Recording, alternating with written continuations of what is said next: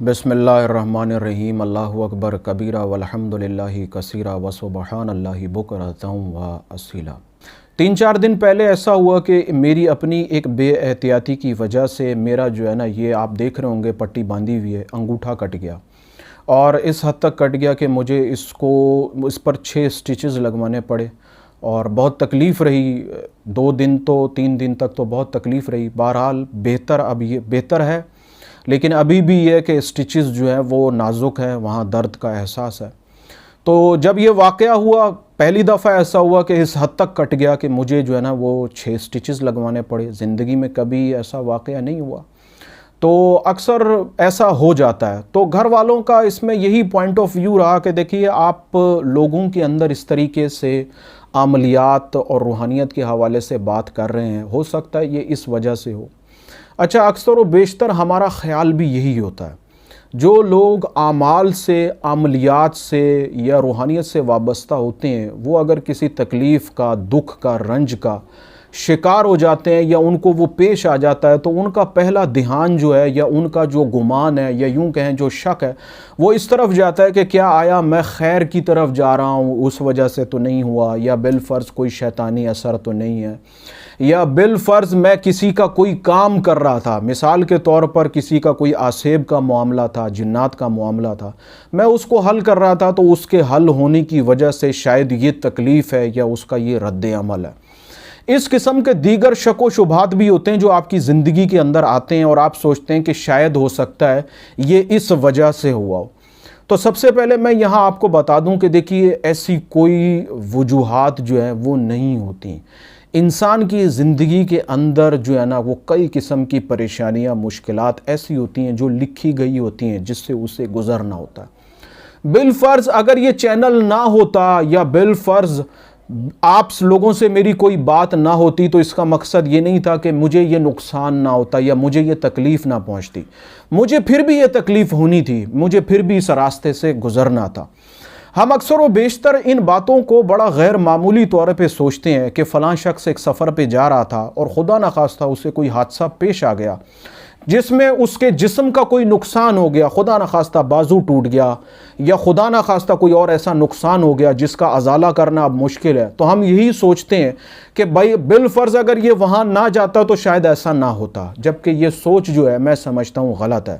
اگر وہ بالفرض وہاں نہیں بھی جاتا، تو جو چیز اس کے لیے لکھی گئی ہے اس پہ سے اسے گزرنا ہی ہوتا ہے، اور یہ قانون قدرت ہے۔ تو آپ لوگ جو روحانیت کے راستے کے مسافر ہیں، یا جو عملیات سے وابستہ ہیں، وہ اپنی حفاظت کی دعاؤں کا، حصار کا خوب اہتمام کیا کریں۔ یہ بہت ضروری چیز ہے، ظاہری اعتبار سے بھی ضروری ہے اور روحانی اعتبار سے بھی ضروری ہے۔ اگر کوئی مسئلہ، کوئی تکلیف پیش آ جائے تو بدگمان نہ ہوں، کوئی ایسی بات کو دل میں نہ لائیں کہ میں نے فلاں عمل کیا تھا جس کا یہ رد عمل ہے، یا فلاں چیزوں نے مجھے نقصان پہنچایا۔ ایسا ہرگز نہیں ہے۔ چیزیں آپ کے لیے، آپ کے مقدر میں تکلیفات، دکھ، سکھ، خوشی، غم، رزق، اولاد، شادی، بیاہ، یہ سب چیزیں لکھی گئی ہوتی ہیں، آپ کو اس پہ سے گزرنا ہو۔ بے شمار ایسے لوگ ہیں جو اس رستے کے مسافر نہیں ہوتے، تکلیفیں ان کو بھی آتی ہیں۔ ایسے لوگ بھی ہیں جن کا ان عبادات، ریاضت سے کوئی تعلق نہیں ہوتا، تکالیف ان کو بھی آتی ہیں، اور ایسی تکلیفوں پہ بدگمان ہونے کے بجائے بلکہ اللہ تعالیٰ کی طرف رجوع کرنا چاہیے۔ میں آپ کو ایک بات یہ بتاؤں کہ میری عادت یہ ہے کہ جب بھی کوئی تکلیف، جب بھی کوئی دکھ، جب بھی کوئی رنج مجھے پہنچتا ہے، تو میری زبان سے جو پہلا لفظ نکلتا ہے، یا جو پہلی بات نکلتی ہے، وہ ایک آیت نکلتی ہے، اور وہ آیت ہے اِنَّا لِلَّهِ وَإِنَّا إِلَيْهِ رَاجِعُونَ۔ جیسے ہی میرا یہ ہاتھ کٹا، کیونکہ اتنا زیادہ کٹ گیا، گوشت اتنا زیادہ کٹ گیا، تو خون بہت زیادہ نکلا، تو جیسے ہی خون کا پہلا قطرہ نکلنے لگا، میری زبان سے جو پہلا لفظ نکلا وہ یہی نکلا کہ اِنَّا لِلَّهِ وَإِنَّا إِلَيْهِ رَاجِعُونَ، اور کافی دیر تک میں اس کا ورد کرتا رہا، اِنَّا لِلَّهِ وَإِنَّا إِلَيْهِ رَاجِعُونَ۔ ٹھنڈے پانی میں ہاتھ ڈالا کہ خون رک جائے تاکہ میں ہاسپٹل جا سکوں، تب بھی میں یہی ذکر کرتا رہا، اِنَّا لِلَّهِ وَإِنَّا إِلَيْهِ رَاجِعُونَ، اور رب تعالیٰ کی طرف میں نے رجوع کیا۔ देखिए, ये बात बताने का मकसद ये है कि जब भी आपको, चाहे वो राई बराबर हो, चाहे वो पहाड़ बराबर हो, कोई तकलीफ पहुंचे, कोई दुख पहुंचे, कोई रंज पहुंचे, तो जो लफ्ज़ आपकी ज़ुबान से पहली दफ़ा निकलता है वही आपका गुमान है। आपके गुमान के अंदर वही चीज़ें मौजूद हैं कि आपने अपनी तकलीफ पर सबसे पहले किसको याद किया। बाज़ औक़ात इस तरीके से भी होता है, अगर आप छोटे बच्चों का मुशाहिदा करें, उन्हें जब कोई तकलीफ़ पहुंचती है तो उनकी ज़ुबान से जो पहला लफ्ज़ निकलता है वो माँ निकलता है, वो अम्मा निकलता है, वो अम्मी निकलता है।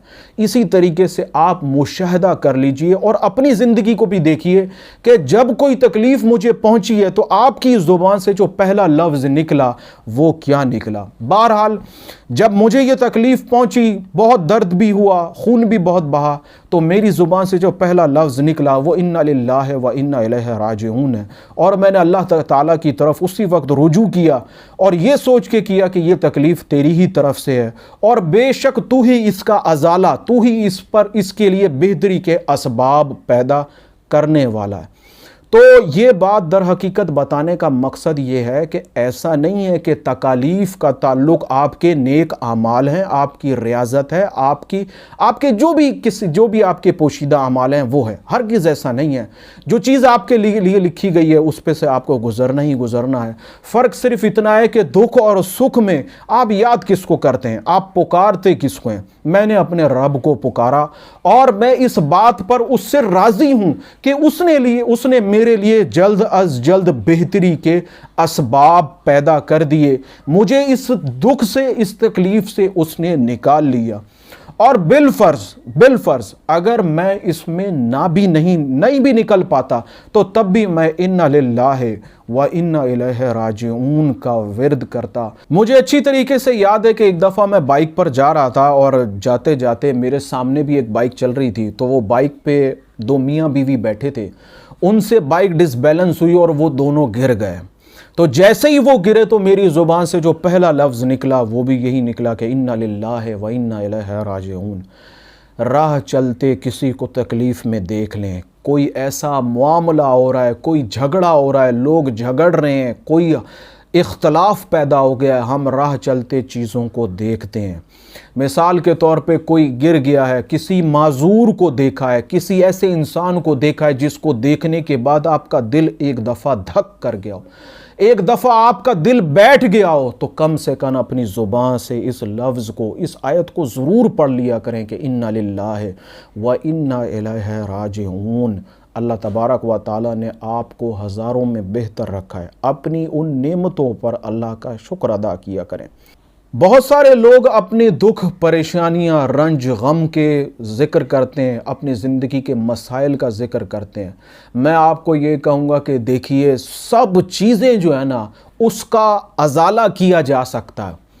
मसाइल हल हो जाते हैं, परेशानियां हल हो जाती हैं, दुख, रंज और गम अपनी वक्त के बाद भुला दिए जाते हैं। लेकिन सेहत एक ऐसी नेमत है कि जब ये होती है तब इंसान को इसका एहसास नहीं होता है। और बिलफर्ज अगर खुदा न खास्ता सेहत छिन जाए तो फिर आपको इस बात का शिद्दत से एहसास होता है कि अगर आपकी जेब में लाखों रुपया भी मौजूद है तो वो आपके किसी काम का नहीं है अगर आपके पास सेहत नहीं है। अगर आपके पास सेहत नहीं है तो ज़िंदगी की कोई खुशी आपके लिए खुशी नहीं है, ज़िंदगी का कोई रंग आपके लिए रंग नहीं है। जो आपको अल्लाह ताला ने सबसे अजीम चीज़ दी है वो आपकी सेहत है, वो आपका चलना फिरना है, वो आपका देखना, सुनना, समझना है, ये बोलने की ताकत है। ये सारी वो नेमतें हैं जो आपके पास मौजूद हैं, लेकिन आप कभी इन बातों का एहसास नहीं करते हैं। अपनी सेहत का ख्याल रखें। अल्लाह तबारक व ताला से अपनी दुआओं के अंदर सेहत का ज़रूर ज़िक्र किया करें। हर किस्म की ज़ाहिरी और हर किस्म की बातनी बुराइयों से, बीमारियों से आपको महफूज फरमाए। ये एक मुख्तसर सी वीडियो मैंने इसलिए बनाई कि मैं आपको वो बात बताना चाहता हूँ जो मैं महसूस करता हूँ। اور اس ویڈیو کو بنانے کا مقصد یہ ہے کہ میں آپ کو وہ خیال دینا چاہتا ہوں، وہ سوچ دینا چاہتا ہوں جس پر آپ غور و فکر اختیار کریں۔ سوچیں کہ جب آپ کو کوئی تکلیف پہنچی، چاہے آپ مرد ہوں چاہے آپ عورت ہوں، آپ نے کیا عمل کیا؟